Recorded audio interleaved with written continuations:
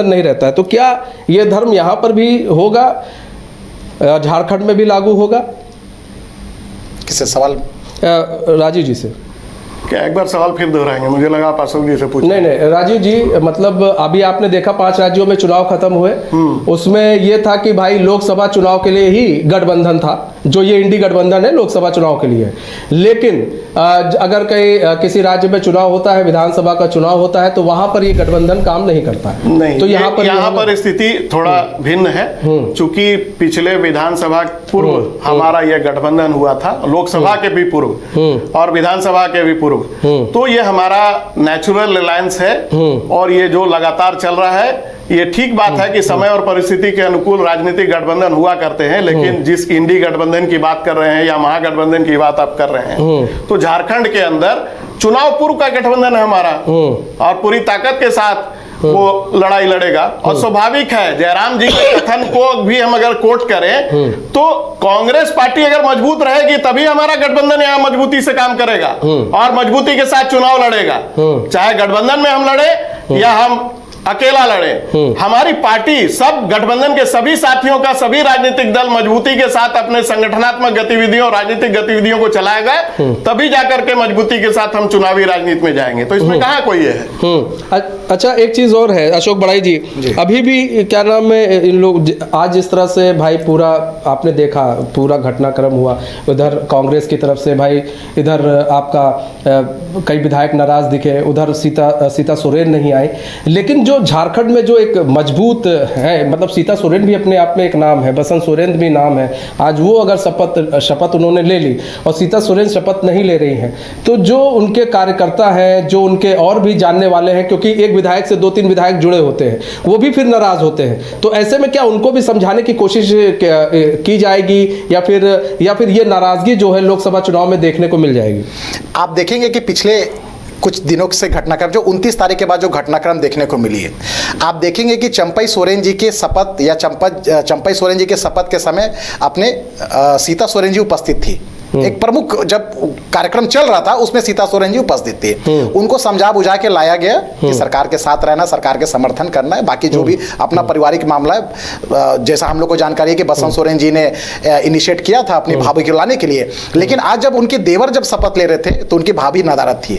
और मैं तो और एक बार बोलना चाहूंगा कि अपने आपके दर्शकों को कि बसंत सोरेन पहली बार उपचुनाव जीत कर आए हैं, 5 सालों के लिए भी नहीं, उपचुनाव बाई इलेक्शन वो जीत कर आए हैं। सीता सोरेन जी वरिष्ठ विधायक जेएमएम की रही है, उसी जिला से जामा से जीत कर आती है, वो 2 बार की विधायक रही है और दुर्गा सोरेन जी की पत्नी है। यानी जेएमएम की कद्दावर नेता में सीता सोरेन की गिनती होती है। यानी आप उन्हीं के जिला से आने वाले दुमका के विधायक को आप जो अभी 1 साल 1.5 साल 2 साल भी नहीं हुआ है उनको बना दे रहे हैं। उसी जिला में जामा विधानसभा भी आता है जो पार्टी की वरिष्ठ नेत्री है, आप और सेम परिवार से आती है।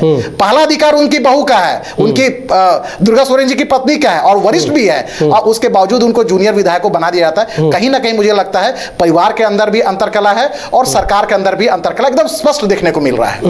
अच्छा, अंतरकलह देखने को मिल रहा है। राजीव रंजन जी, ये जो अंतरकलह है इससे कैसे देखिए कांग्रेस, अब आपको हम उत्तराखंड का उदाहरण दे दें, चाहे हम यूपी की बात कर ले, यूपी में भी देखा गया कि अंतरकलह की वजह से ही यूपी में विधानसभा में लड़की हूँ लड़ सकती हूँ का नारा दिया था प्रियंका गांधी ने। हुआ क्या वहाँ पर, जहाँ पर 4% वोट थे आपके 1 पॉइंट समथिंग हो गए। ऐसे उत्तराखंड में भी इस तरह की चीज़ें देखी गई कि वहाँ पर जो वरिष्ठ लीडर है आपस में ही 2 गुट बटे हुए हैं। तो ये जो गुटबाजी कांग्रेस में बार बार देखने को मिलती है, इस तरह की बयानबाजी, भले ही आप इसे आंतरिक लोकतंत्र की बात कह ले क्योंकि आपको भी मालूम है आप कहना क्या है, लेकिन ये जो चीज़ें बार बार आती हैं इन्हें आप लोग कैसे रोकेंगे? और अगर इन्हें रोकने की आपको भी मालूम है जरूरत है कि इस तरह की बयानबाजी अगर आएगी तो भाई जाहिर सी बात है कि उनके समर्थक भी नाराज होंगे, और जब समर्थक नाराज होते हैं तो 4 लोग और बात उनको आ जाते हैं बताने के लिए। भाई आप हमेशा इतिहास को लेकर के क्यों बैठ जाते हैं? अगर इतिहास को ही लेकर के बैठना है तो सापेक्ष बात होनी चाहिए। अभी मैं थोड़ा इशारा कर दूं, बुरा नहीं मानेंगे अशोक भाई, इनके जो अभी वर्तमान प्रदेश अध्यक्ष जी हैं ये संकल्प यात्रा लेकर के निकले थे, कोल्हान प्रमंडल में गए। उस समय अभी तत्कालीन जो मुख्यमंत्री हुआ करते थे डबल इंजन में, अभी वर्तमान में राज्यपाल महोदय हैं, उनकी भी उपस्थिति थी। उस समय तक राज्यपाल नहीं बने थे। मौजूदा कृषि मंत्री भी वहीं थे। क्या संकल्प यात्रा के कार्यक्रम में वो शामिल हुए थे? तो इस प्रकार की चीजें हर जगह होती हैं। इस पर छिद्रान्वेषण करने से नहीं है।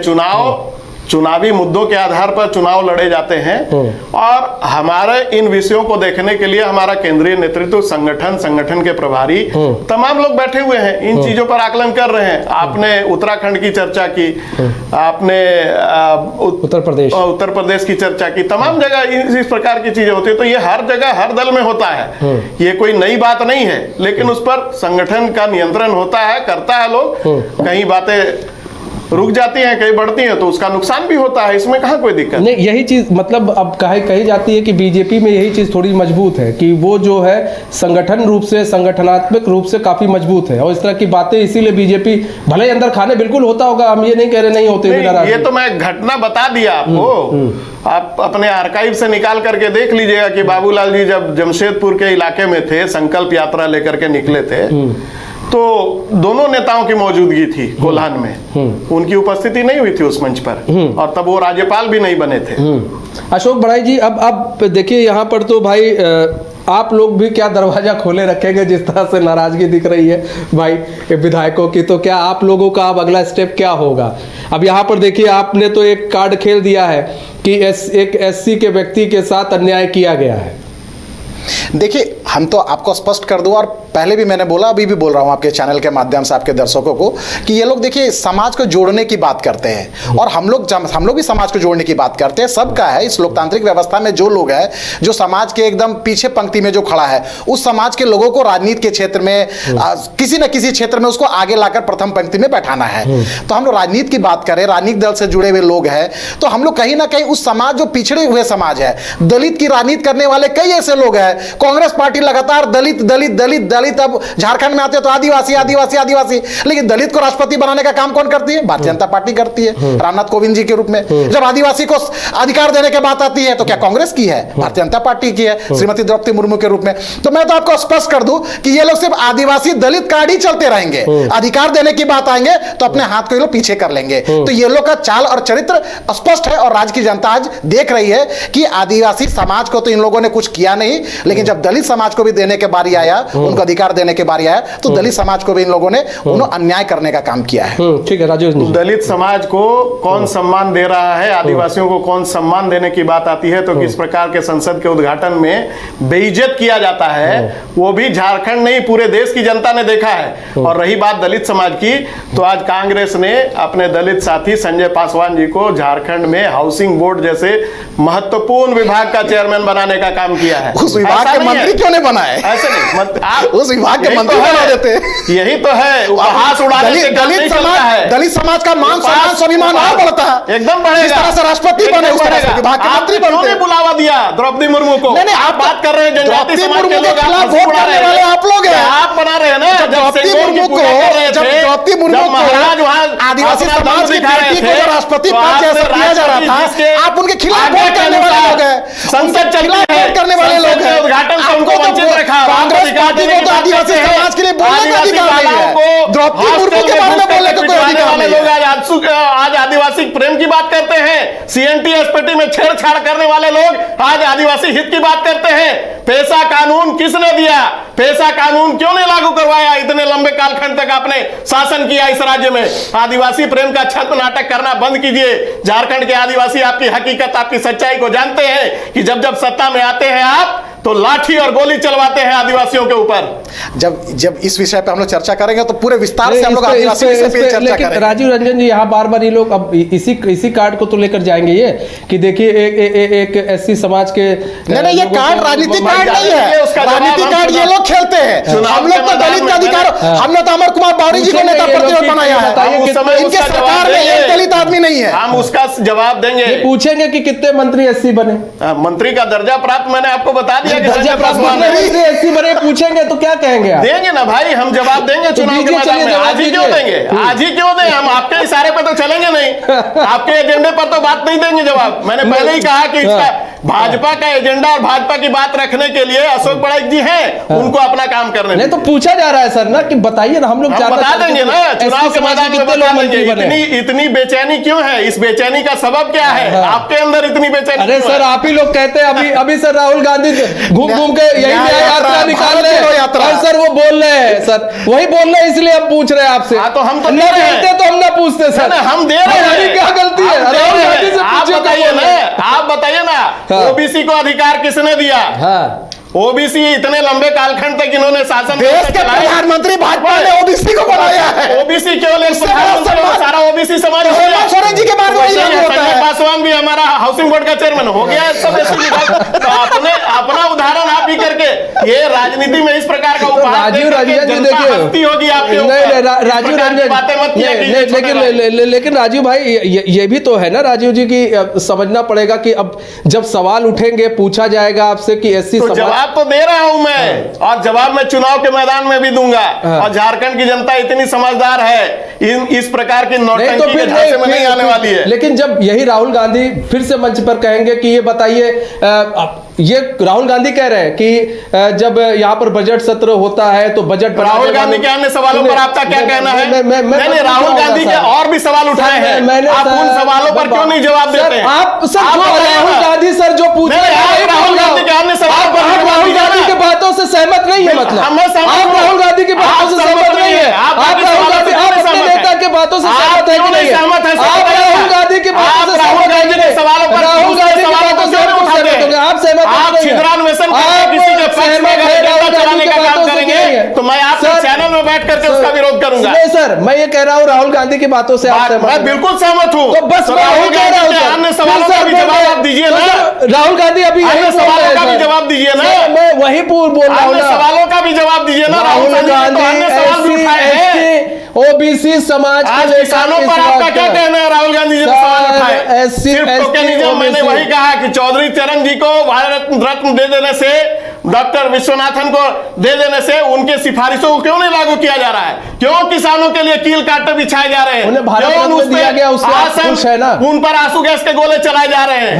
आप जो बात कर रहे हैं राहुल गांधी की, तो अन्य सवालों पर भी सापेक्ष चर्चा कीजिए ना। सर जब जो सवाल आएगा सर एंकर अपने हिसाब से सवाल पूछेंगे कि हम आपके हिसाब से सवाल पूछेंगे। सर हम आपके हिसाब से, सर ये आपको लगता है, आप फंस जाते हैं तो आप लोग को यही लगता है साहब, आपको यही लगता है, सर आपको ये लगता है? ठीक है अशोक बड़ाई जी, विषय से विषयांतर अशोक बड़ाई जी यहाँ पर देखिए एक जो बड़ी बड़ी बातें बोला जाता है भाई मंच से, वो भी बोल रहे हैं ओबीसी समाज के कितने लोग बजट दे रहे हैं, 3 लोग सिर्फ दे रहे हैं, यानी आप सोचिए कि कितने लोग भाई बजट में उनकी हिस्सेदारी है 5%, 6%, इसी तरह वो बता रहे हैं। और भी कह रहे हैं कि भाई आप जाइए कहीं भी प्राइवेट अस्पतालों में जाइए, वहां पर भी देखिए SC ST समाज के लोगों को जगह नहीं दी जा रही है, बड़े बड़े जगहों पर जगह नहीं दी जा रही है, इस तरह की बातें आ रही है। लेकिन जब यहाँ पर बात आ जाती है अपने ऊपर, तब फिर कहा जाता है हम चुनाव मैदान में जवाब देंगे। सर देखिए इसी को बोला जाता है ना, जो इन लोग का जो क्रोनोलॉजी होता है ना, क्रोनोलॉजी को समझिए। ये लोग जहाँ फंसते हैं वहां पर आ जाते हैं कि नहीं हम लोग इस तरह से जवाब देंगे, और जब दूसरे से जवाब मांगना होगा तो लोग सामने आके जवाब मांगते हैं। देखिए मैं तो एकदम स्पष्ट कहना चाहूंगा कि जिस तरह से इन लोगों ने दलित कार्ड जो खेला है, दलित के बारे में अगर दलित को अगर वाकई में अगर सम्मान देने का काम किया है तो भारतीय जनता पार्टी ने किया है। अब मैं आपको बता दूं पंचतीर्थ योजना, थोड़ा मैं अपने जो मेरे साथी पैनलिस्ट बैठे हुए उनको बता दूं पंचतीर्थ योजना क्या है। BR अम्बेडकर जी जो संविधान के निर्माता है, कांग्रेस पार्टी से ही जुड़े हुए थे, उनको कभी इन लोगों ने सम्मान देने का काम नहीं किया। हम लोगों ने, नरेंद्र मोदी जी की सरकार ने पंचतीर्थ योजना लाकर उनके मान सम्मान स्वाभिमान को बढ़ाने का काम किया है BR अम्बेडकर जी का। उसके बाद रामनाथ कोविंद जी को हम लोगों ने राष्ट्रपति बनाने का काम किया है। उसके बाद कई ऐसे योजनाएं हम लोगों ने दलित को, SC को हम लोग समर्पित करने का काम किया है। ST की बात कर रहे थे अभी, ST को 70-75 सालों में कभी इनको याद नहीं आई कि कोई आदिवासी भी व्यक्ति देश का राष्ट्रपति हो सकता है, प्रथम व्यक्ति हो सकता है। आज बड़ी बड़ी बातें कर रहे थे कि नहीं राष्ट्रपति को आप लोगों ने पार्लियामेंट के उद्घाटन में क्यों नहीं बुलाया, राम मंदिर में क्यों नहीं बुलाया?